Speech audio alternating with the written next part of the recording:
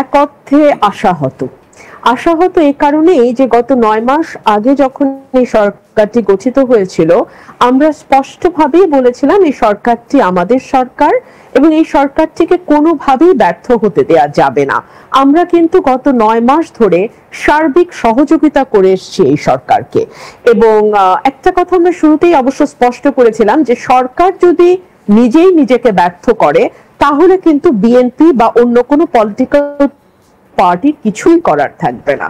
গত 9 মাস যেটাকে আমরা বলছি যে একটা নির্বাচিত সরকার যার মেয়াদ 5 বছর, তারও কিন্তু হানিমুন পিরিয়ড 9 মাস হয় না ইন্দ্রজিৎ, তারও হানিমুন পিরিয়ড এট বেস্ট 6 মাস আমরা ধরি। সেইখানে একটি নির্বাচিত সরকার, যে সরকারটির নাম হচ্ছে অন্তর্বর্তীকালীন সরকার, সেই সরকারের জন্য 9 মাস থেকে 9.5 মাস it's a long time, it's a long time. এবং এই সরকার বারবার সংস্কারের কথা বলেছে, বিচারের কথা বলেছে, কিন্তু নির্বাচনের কথা বললেই কেন জানি সরকারের নানান রকম অস্বস্তি আমরা লক্ষ্য করি। আপনি যদি প্রথম দুটোর দিকেও একটু লক্ষ্য করেন, সংস্কার এবং বিচার, সংস্কার একটি চলমান প্রক্রিয়া, তাই না? এবং সংস্কার চলতেই থাকবে। আপনি দেখেছেন যে 6টি সংস্কার কমিশন, মূল 6টি কমিশন, আরো ছোট ছোট কয়েকটি কমিশন হয়েছে, বাট মূল 6টি কমিশন তাদের রিপোর্ট দিয়েছে। ওই রিপোর্টের উপর পলিটিক্যাল পার্টিগুলো তাদের মতামত জানিয়েছে। ডেফিনেটলি বেশ কিছু বিষয় পলিটিক্যাল পার্টিজ এর মধ্যে ঐক্যমত আছে। সেই বিষয়গুলোর সংস্কারও যদি ডক্টর ইউনূস শুরু করতেন তাহলে আমরা অন্তত বুঝতাম যে কিছু শুরু হয়েছে। হ্যাঁ, আর বিচার, আমি একজন আইনজীবী হিসেবে আমি বলতে বাধ্য হচ্ছি যে বিচার বলতে আপনি কি বোঝেন? এটা কি এজাহার বা এফআইআর দায়ের করা, নাকি চার্জশিট, নাকি লোয়ার কোর্টের জাজমেন্ট, নাকি হাই কোর্টের জাজমেন্ট, নাকি অ্যাপেলেট ডিভিশন? তো এই সকল কিছু যদি আপনি ধরেন, একেবারে লাস্ট এন্ডে গিয়ে অ্যাপেলেট ডিভিশন হয়ে এসে একটা মামলা শেষ হতে কমসে কম আমাদের মতন দেশে 10 থেকে 20 বছর লাগে। তো বাংলাদেশে কি 20 বছর কোনো নির্বাচন হবে না? এই ব্যাপারগুলো ডক্টর ইউনূসের কাছে আমরা স্পষ্ট কিছু শুনতে পাচ্ছি না। আমরা বারবার বলছি আমরা ইলেকশনের রোড ম্যাপ চাই। Being the largest political party, যারা গত 15 বছর যে দেশের মানুষ কোনো নির্বাচন বলেন, ভোট বলেন, নিজের পছন্দের প্রতিনিধি বেছে নেওয়া বলেন, তার সকল কিছু থেকে বঞ্চিত হয়েছে। সো 17 কোটি মানুষ অধীর আগ্রহে কিন্তু তাকিয়ে আছে যে তারা তাদের পছন্দের প্রতিনিধি নির্বাচন করবে। এই ব্যাপারেও আমরা কোনো সুস্পষ্ট রূপরেখা পাচ্ছি না। আমাদের বলা হচ্ছে ডিসেম্বর টু জুন।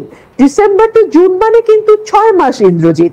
এবং আপনি যদি নেক্সট ইয়ার ফেব্রুয়ারির দিকে তাকান, 2026-এর ফেব্রুয়ারিতে রমজান শুরু হচ্ছে, 1 মাস রোজা, তারপরে ঈদ, এর 2 মাস 10 দিন পরে আমাদের ঈদুল আজহা, তারপরে আপনার এসএসসি পরীক্ষা, এইচএসসি পরীক্ষা, ঝড় বৃষ্টি, আপনি সবকিছু ক্যালকুলেট করলে দেখবেন যে আমাদের মতন দেশগুলোতে ফেব্রুয়ারির পর থেকে শুরু করে একেবারে নভেম্বর পর্যন্ত নির্বাচনের মতো কোনো পরিবেশ থাকে না। সো তাহলে আপনি কি বোঝাচ্ছেন জুন বলতে? আপনি কি বোঝাচ্ছেন 2026-এর সেই শেষের দিকে, নভেম্বর ডিসেম্বর? আমি জানি না ডক্টর ইউনূস আসলে কি করতে চাইছেন। এটা তো স্পষ্ট যে এই মুহূর্তে তারা নির্বাচন চাইছেন না, কিন্তু এটা কি আপনারা বুঝতে পেরেছেন যে এটা ডক্টর ইউনূস তিনি ব্যক্তিগতভাবে নির্বাচন এই মুহূর্তে চাইছেন না, নাকি যেসব ছাত্র নেতারা তাকে ক্ষমতায় এনেছেন এবং তারা এখনো অ্যাডভাইজার হিসাবে তার অ্যাডভাইজারি কাউন্সিলের সদস্য এবং অবশ্যই একটি নতুন দল তারা গঠন করেছেন, তারা চাইছেন না? অ্যাকচুয়ালি এই না চাওয়াটা কার? ইন্দ্রজিৎ, এখানে প্রবলেমটা হচ্ছে ডক্টর ইউনূসের সাথে আপনি কিন্তু এনসিপি কে আলাদা করতে পারবেন না। আমি এর বেশ কিছু উদাহরণ আপনাকে দেই কেন আলাদা করা যাবে না। নাম্বার 1, ডক্টর ইউনূস একসময় বলেছিলেন যে it is a meticulously designed movement এবং there is a brain behind this movement, and he introduced someone as the brain behind the movement, and he was Mahfouz. Yes, absolutely, and he is now in the cabinet. So আপনি যদি এরপরে পরম্পরা, ঘটনা পরম্পরা একটু লক্ষ্য করেন, আপনি দেখবেন ডক্টর ইউনূস আবারও যখন বিদেশে গণমাধ্যমকে সাক্ষাৎকার দিচ্ছে, তিনি বলছেন, সম্ভবত নিউ ইয়র্ক টাইমস কি, if I am not wrong, উনি বলছেন যে আমি স্টুডেন্টদেরকে বলেছি তোমরা অবশ্যই রাজনীতি করবে, তোমরা অবশ্যই একটা পার্টি ফর্ম করবে, বিকজ তোমরা যদি রাজনীতি না করো এবং তোমরা যদি একটি দল গঠন না করো তাহলে জুলাই স্পিরিট নষ্ট হয়ে যাবে। So how can you separate doctor Yunus from those student leaders or from those NCP party members? আপনি কি এটা বলার চেষ্টা করছেন যে গত অগস্ট মাসের যে অভ্যুত্থান এবং সরকার পতন, তার পেছনেও মানে এই যে মেটিকুলাস প্ল্যানের কথা বলছেন, তাহলে এটা কি একটা মানে সাডেন চয়েস ছিল না যে ডক্টর মোহাম্মদ ইউনূসকে তারা প্যারিস থেকে নিয়ে আসলেন, নাকি এর পেছনে অনেক দিন ধরেই একটা পরিকল্পনা ছিল এবং মোহাম্মদ ইউনূসও সেটার একটা অঙ্গ?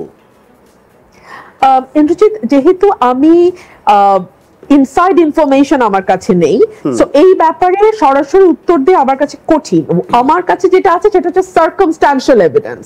আমি সার্কামস্ট্যান্সিয়াল এভিডেন্স দেখে বুঝতে পারি বা আমার মনে হয় যে এটা ডক্টর ইউনূস আসলে স্টুডেন্টের সঙ্গে ওনার হঠাৎ একটা চয়েস বা হঠাৎ করে ডক্টর ইউনূস আসা বিষয়টি তেমন নাও হতে পারে, এবং ওনার এই যে নির্বাচন দেওয়ার ব্যাপারে অনীহা, এটা নিঃসন্দেহে রাজনৈতিক দলগুলোকে একটা অনিশ্চয়তার মধ্যে ফেলছে, একটা আনসার্টেনটি তৈরি করছে, বাংলাদেশকে অনিশ্চয়তার দিকে নিচ্ছে। বিকজ আপনি যদি সামাজিক অবস্থার দিকে লক্ষ্য করেন, আইন শৃঙ্খলা পরিস্থিতির দিকে লক্ষ্য করেন, ব্যবসা বাণিজ্যের দিকে লক্ষ্য করেন, কূটনীতির দিকে লক্ষ্য করেন, কোনো দিকেই কিন্তু আমরা কোনো সুখবর পাচ্ছি না। আমাদের ঘরের পাশে মিয়ানমার, সেখানে মানবিক করিডোর দেওয়ার ব্যাপারে যে সিদ্ধান্ত, নীতিগত সিদ্ধান্ত সরকার নিতে যাচ্ছিল, তার আগে কিন্তু সরকার কোনো পলিটিক্যাল পার্টির সঙ্গে আলোচনা করে নাই। যখন বিএনপি খুব স্ট্রংলি প্রোটেস্ট করে, এট দ্য সেম টাইম আমাদের স্বাধীনতা এবং সার্বভৌমত্বের প্রতীক সেনাবাহিনী যখন স্ট্রংলি প্রোটেস্ট করে, তখন আমরা সরকারের তরফ থেকে শুনি না এটা একটা হিউম্যান নট করিডোর, একটা হিউম্যান কি জানি মানে একটা অন্য একটা ওয়ার্ড আমাদের মানে ওই নিরাপত্তা উপদেষ্টা ব্যবহার করলেন, হ্যাঁ, যে একটা এক্সাক্ট বা something, I forgot the exact word, but he avoided the word corridor. But দেখেন, এটা তো একটা করিডোর বটেই, বলছে একবারে মানুষ সরিয়ে নেওয়া হবে না, শুধুমাত্র খাদ্য, ওষুধ, প্রতিদিনকার নিত্য প্রয়োজনীয় জিনিস যাবে। বাংলাদেশের সার্বভৌমত্বের জন্য সেটা একটা প্রশ্নচিহ্ন সবসময় আসে। একদম। এবং আপনি যদি গাজার অবস্থা দেখেন, আপনি যদি ইউক্রেনের অবস্থা দেখেন, আপনি দেখবেন যে এই করিডোর গুলো কোনো ভালো মানে খবর বয়ে নিয়ে আসে না যেই দেশ করিডোর দিচ্ছে তার জন্য। সো এই জায়গাটিতে আমরা দেখছি ডক্টর ইউনূসের ব্যর্থতা, আমরা দেখছি ডক্টর ইউনূস আসলে বিহাইন্ড দ্য স্ক্রিন উনি কি করতে চাইছেন এটা আমাদের কাছে খুব স্পষ্ট নয়। অ্যাট দ্য সেম টাইম যখন উনি বন্দর দিয়ে দিচ্ছেন অন্য আরেকটি দেশকে, যেখানে এমন একটি টার্মিনালের ব্যাপারে আলোচনা হচ্ছে যেই টার্মিনালটি খুব চমৎকার কাজ করে এবং গত বছর 30 লক্ষ মেট্রিক টন এক্সট্রা